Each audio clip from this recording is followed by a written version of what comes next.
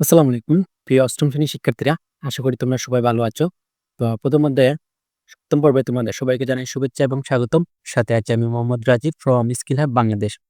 তো আমরা আজকে পার্ট ৭ নিয়ে আলোচনা করব, যেটা হচ্ছে প্রথম অধ্যায়ের সর্বশেষ পার্ট। তো আগামী পর্বে আরেকটা পর্ব দিব, যেটার মাধ্যমে আমরা নমুনা প্রশ্ন এবং যে পাঠের বহির্বাচন এবং নমুনা প্রশ্ন নিয়ে আলোচনা করব। সো আর দেরি কেন, চলো পার্ট ৭ নিয়ে আলোচনা শুরু করি। পার্ট ৭, গবেষণা অর্থাৎ গবেষণায় তথ্য ও প্রযুক্তির ব্যবহার। তো বর্তমানে তো গবেষণা করার জন্য তথ্য প্রযুক্তি বাধ্যতামূলক। কারণ আ এত তথ্য প্রযুক্তি বা রিসোর্স আমাদের সাথে আছে যে কোনটা থেকে কোনটা আমরা নিব, তার জন্য আমাদেরকে প্রচুর গবেষণা করতে হবে। ওকে? তো আর এই গবেষণার জন্য অবশ্যই আমার কি লাগবে? ইন্টারনেট লাগবে, তথ্য প্রযুক্তি লাগবে। সভ্যতার ক্রমান্বয়ে এগিয়ে যাচ্ছে। ওকে? যা সম্ভব হচ্ছে মানুষের নতুন কিছু বের করার আগ্রহ ও গবেষণার পরিপ্রেক্ষিতে। তোমরা নিশ্চয়ই অনুমান করতে পেরেছ, তথ্য প্রযুক্তির কারণে এই গবেষণার জগতে শুধু যে একটা বিশাল উন্নতি হয়েছে তা নয়। বলা যেতে পারে একটি সম্পূর্ণ নতুন একটা মাত্রা যোগ হয়েছে। মানুষ এখন সাহিত্য, শিল্প বা সমাজবিজ্ঞান অথবা গণিত, প্রযুক্তি আর বিজ্ঞান যা নিয়ে গবেষণা করুক না কেন, তারা কম্পিউটার এবং তথ্য প্রযুক্তির সাহায্য ছাড়া সেই গবেষণার কথা চিন্তাও করতে পারে না। একদম ট্রু। কম্পিউটার, তথ্য প্রযুক্তি বলতে মোবাইল বা অন্যান্য যে ডিভাইসগুলো আছে এগুলোর কথা বলেছে। এগুলো ছাড়া তুমি কি নিয়ে গবেষণা করবা? তুমি একদম শূন্য এগুলো ছাড়া। ওকে? তো এখানে দেখা যাইতেছে একজন আ কি ল্যাবরেটরিতে এক্সপেরিমেন্ট করার পর সবসময়ই তার তথ্য কম্পিউটার দিয়ে প্রক্রিয়া করতে হয়। এখানে একটা এক্সপেরিমেন্ট করতেছে একজন ভদ্র মহিলা। তো এগুলা সবসময় কি করা হয়? যে ল্যাবরেটরিতে এক্সপেরিমেন্ট করার পর সবসময় তথ্য কম্পিউটার দিয়ে প্রক্রিয়া করতে হয়। এই জিনিসটা এখানে বলা হইছে। তারপর এটা কি বলছে যে গবেষণা করতে হলেই নানা ধরনের তথ্য নিয়ে কাজ করতে হবে। এই গবেষণা মানেই নানা ধরনের কি নিয়ে কাজ করতে হবে? তথ্য নিয়ে কাজ করতে হবে। তথ্য সংগ্রহ করতে হয়, প্রক্রিয়া করতে হয়, বিশ্লেষণ করতে হয় এবং গবেষণা শেষে তথ্যকে সুন্দর করে প্রদর্শন করতে হয়। এই যে গবেষণার প্রথম কাজ কি? তথ্য নিয়ে কাজ করতে হবে। অর্থাৎ তথ্য সংগ্রহ করতে হবে, তথ্য প্রক্রিয়া করতে হবে, তথ্য বিশ্লেষণ করতে হবে। প্রথমে সংগ্রহ করতে হবে, প্রক্রিয়াকরণ করতে হবে, বিশ্লেষণ করতে হবে। গবেষণা শেষে তথ্যকে সুন্দর করে প্রদর্শন করতে হয়। আগে সবসময় এই কাজগুলো মানুষকে দৈহিক পরিশ্রম করে করতে হতো। কম্পিউটার চলে আসার পর এগুলো আর নিজের হাতে করতে হয় না। মানুষ কম্পিউটার ব্যবহার করে এগুলো করতে পারে। এর ফলে এখন গবেষকদের আর তথ্য তথ্য প্রক্রিয়া নিয়ে দুশ্চিন্তা করতে হয় না। তারা সত্যিকারের গবেষণা মন দিতে পারেন। তোমরা জেনে খুশি হবে, শিল্প, সাহিত্য, সমাজবিজ্ঞান, অর্থনীতি এরকম সব বিষয় এদেশের গবেষকরা অনেক চমৎকার গবেষণা করে থাকেন এবং তারা সবাই তাদের গবেষণায় কম্পিউটার ব্যবহার করে থাকেন। বিজ্ঞান আর প্রযুক্তি বিষয়ে গবেষণাতেও কম্পিউটার এবং তথ্য প্রযুক্তি অনেক গুরুত্বপূর্ণ ভূমিকা রাখে। এই গবেষণাগুলোকে প্রধানত ২ ভাগে ভাগ করা যায়। গবেষণাগুলোকে কয় ভাগে ভাগ করা যায়? ২ ভাগে ভাগ করা যায়। তথ্য প্রযুক্তির গবেষণাকে কয় ভাগে ভাগ করা যায়?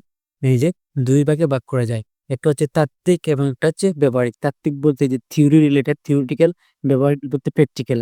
থিওরিটিক্যাল এবং প্র্যাকটিক্যাল ২ টা কথা বলা হইছে।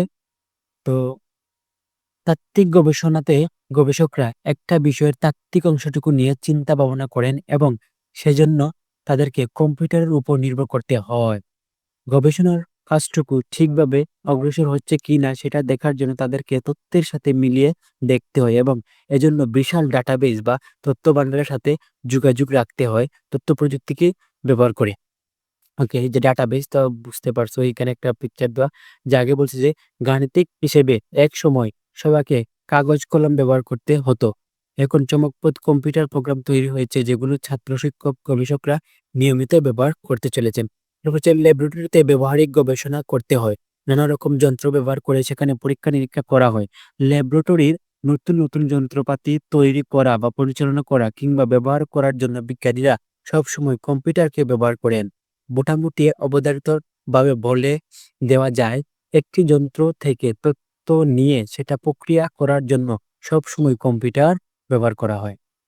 কম্পিউটার বলতেই আমাদের চোখের সামনে যে ছবিটি ভেসে ওঠে, আজকাল তার চাইতে অনেক ছোট কম্পিউটার তৈরি হয়েছে। কম্পিউটার মতো কাজ করতে পারে সেরকম ছোট মাইক্রো কন্ট্রোলার। কম্পিউটারের মতো কাজ করতে পারে সেরকম ছোট মাইক্রো কন্ট্রোলার। তারপর আবার কি বলছে যে এই যে FPGA অর্থাৎ ফিল্ড প্রোগ্রামেবল গেট অ্যারে, এই যে মিলিংটা মনে রাখবা, FPGA field programmable gate array, তারপর PLA প্রোগ্রামেবল লজিক অ্যারে। একটা হচ্ছে ফিল্ড প্রোগ্রামেবল গেট অ্যারে, একটা হচ্ছে PLA প্রোগ্রামেবল লজিক অ্যারে ইত্যাদি তৈরি হয়েছে যন্ত্রের ভিতর। সেগুলো বসিয়ে দিয়ে যন্ত্রগুলোকে অনেক স্বয়ংক্রিয় করে গবেষণার পুরো কাজটি অনেক সহজ করে দেওয়া হয়।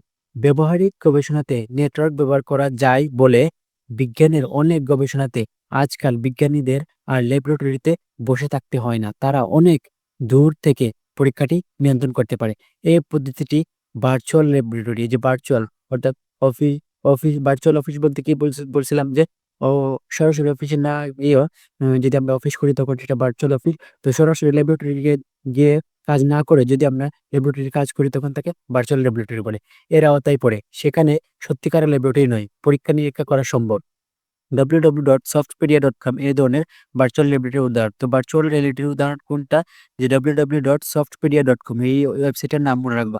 www.softpedia.com এটা কি এক ধরনের ভার্চুয়াল ল্যাবরেটরি। www.softpedia.com এটা কি, এটা হচ্ছে এক ধরনের ভার্চুয়াল ল্যাবরেটরি। পরীক্ষা নিরীক্ষার জন্য যে শুধু প্রচলিত কম্পিউটার ব্যবহার করা হয় তা নয়, অনেক সময় বিজ্ঞানীরা আরো শক্তিশালী বিশেষায়িত কম্পিউটার ব্যবহার করে থাকেন, শক্তিশালী যে সুপার কম্পিউটার ব্যবহার করতে থাকেন। তারপর হচ্ছে আমাদের যে দলগত কাজ, দলগত কাজটা অবশ্যই তোমরা ক্লাস টিচার বা শ্রেণী শিক্ষকের ও নির্দেশ অনুযায়ী করবা।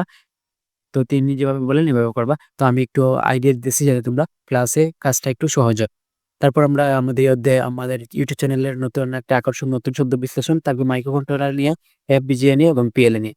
তো দলগত কাজটা প্রথমে করবো, তারপর নতুন শব্দগুলো দেখি কি বলছে। নতুন শব্দ, দলগত কাজ। এই যে দলগত কাজ, হ্যাঁ, পাঠ ৭ দলগত কাজ। তোমার নখের সমান ১০টি কম্পিউটার তোমাকে দেওয়া হলে তুমি সেগুলো কি কাজে লাগিবে? মনে করো তোমাকে ১০টা মোবাইল দিছি, মোবাইল দিয়ে তুমি কি কাজ করবা? তো এখানে বলা হয়েছে যে তোমাকে ১০টি কম্পিউটার দেওয়া হয়েছে, এই 10টি কম্পিউটার দিয়ে কি কাজ করতে পারবা তুমি? তো প্রথম কাজ কি, গাণিতিক হিসাব করতে ব্যবহার করা যেতে পারে। তারপর গবেষণার কাজে ব্যবহার করা যেতে পারে। কোনো যন্ত্রর ভিতর বসিয়ে সেই যন্ত্রকে আরো শক্তিশালী করে ব্যবহার করা যেতে পারে। যেহেতু নখের সমান তাই কোনো যন্ত্রের ভিতর বসিয়ে সেই যন্ত্রকে আরো শক্তিশালী করে ব্যবহার করা যেত। চিকিৎসা ক্ষেত্রে ব্যবহার করা যেত। ল্যাবরেটরিতে বিভিন্ন কাজে ব্যবহার করা যেত। মোবাইল ফোন ব্যবহার করে এর সাহায্যে কম্পিউটারের মতো কাজ করা যেত। মোবাইল ফোন ব্যবহার করে। তো এটাই ছিল কাজ ৭, দলগত কাজের কিছু ধারণা দিলাম তোমাদেরকে। আর তারপর কি, তারপর হচ্ছে নতুন শব্দ। নতুন শব্দগুলা কই, এই যে নতুন শব্দের মধ্যে প্রথমটা ছিল মাইক্রো কন্ট্রোলার। একটি একক চিপের মধ্যে প্রসেসর, মেমোরি, ইনপুট আউটপুটের অংশ সমন্বিত যে ক্ষুদ্র নিয়ন্ত্রণকারী যন্ত্র ব্যবহার করে বিভিন্ন ইলেকট্রনিক ডিভাইস নিয়ন্ত্রণ করা হয় তাকে মাইক্রো কন্ট্রোলার বলে। এই যে কন্ট্রোলার মানে কি নিয়ন্ত্রক, মাইক্রো মানে কি ক্ষুদ্র, অর্থাৎ ক্ষুদ্র জিনিসগুলো নিয়ে যদি কোনো কিছু ক্ষুদ্র জিনিসগুলোকে কন্ট্রোল করে তাকে মাইক্রো কন্ট্রোলার বলে। যেমন আবার যদি আমরা পড়ি, একটি একক চিপের মধ্যে প্রসেসর, মেমোরি, ইনপুট ও আউটপুটের অংশ সমন্বিত যে ক্ষুদ্র নিয়ন্ত্রণকারী যন্ত্র ব্যবহার করে বিভিন্ন ইলেকট্রনিক ডিভাইস নিয়ন্ত্রণ করে তাকে মাইক্রো কন্ট্রোলার বলে। মাইক্রো তো ক্ষুদ্র, কন্ট্রোলার তো নিয়ন্ত্রক। যে ক্ষুদ্র নিয়ন্ত্রণকারী যন্ত্র ব্যবহার করে ইলেকট্রনিক ডিভাইস নিয়ন্ত্রণ করা হয় তাকে মাইক্রো কন্ট্রোলার বলে। তার উদাহরণ হচ্ছে আরডুইনো এবং PIC মাইক্রো কন্ট্রোলার। তারপর হচ্ছে FPGA অর্থাৎ field programmable gate area, FPGA field programmable gate area ব্যবহারকারীর প্রয়োজন অনুযায়ী প্রোগ্রাম করে বিভিন্ন ডিজিটাল সার্কিট বাস্তবায়নের জন্য ব্যবহৃত প্রোগ্রামযোগ্য লজিক ডিভাইসকে FPGA বলে। এই যে লজিক সার্কিট তোমরা ইন্টারমিডিয়েটে যখন HSC-তে পড়বা তখন কিন্তু এগুলো লজিক সার্কিট সম্পর্কে তোমরা ভালো ধারণা পাইবা। তো আবার যদি পড়ি FPGA কি, ব্যবহারকারীর প্রয়োজন অনুযায়ী প্রোগ্রাম করে বিভিন্ন ডিজিটাল সার্কিট বাস্তবায়নের জন্য ব্যবহৃত প্রোগ্রামযোগ্য লজিক ডিভাইসকে FPGA বলে।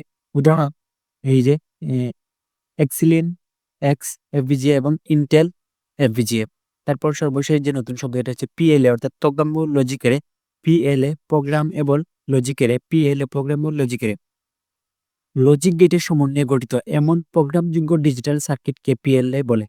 লজিক গেটের সমন্বয়ে গঠিত এমন প্রোগ্রামযোগ্য ডিজিটাল সার্কিটকে PLA বলে যেখানে অ্যান্ড ও অর উভয় এরে প্রোগ্রাম করা যায়। যেখানে অ্যান্ড ও অর উভয় এরে প্রোগ্রাম করা যায়। উদাহরণ কাস্টম লজিক সার্কিটের ডিজাইনে ব্যবহৃত পিএলএ, কাস্টম লজিক সার্কিটে ব্যবহৃত ডিজাইনে পিএলএ। তো এই যে ট্যান গেট বা ওর গেট বা এইগুলা তোমরা এরে এগুলা তোমরা এইচসিতে কিন্তু পড়তে পারবে। দেখছো তোমরা তো এর কিন্তু এইচসিতে আইসিটি কঠিন লাগে কেন বুঝতে পারছো? তোমরা কিন্তু অষ্টম শ্রেণী থেকে আইসিটিটা গুরুত্ব দিয়ে পড়ো না। দেন কি মনে করো এইচএসসিতে গিয়ে মনে করো এই শব্দগুলো তোমরা নতুন শুনছি, আসলে কিন্তু নতুন শোনা নাই। তুমি অষ্টম শ্রেণীতে শুনছো, 9-10-এও শুনছো, কিন্তু তখন তো তুমি গুরুত্ব দিয়ে পড়ো না। এর জন্য তুমি এইচএসসিতে আইসিটিতে ফেল করো। সব থেকে বেশি ফেল করে এইচএসসি আইসিটিতে, সব থেকে বেশি ফেল করে মানুষ এইচএসসিতে। যারা ফেল করে বেশিরভাগই কি করে, আইসিটিতে ফেল করে। কারণ একটাই, এই যে অষ্টম শ্রেণী বা নবম দশম শ্রেণী আইসিটি ভালোভাবে গুরুত্ব দিয়ে পড়ে না। সো এই তো ছিল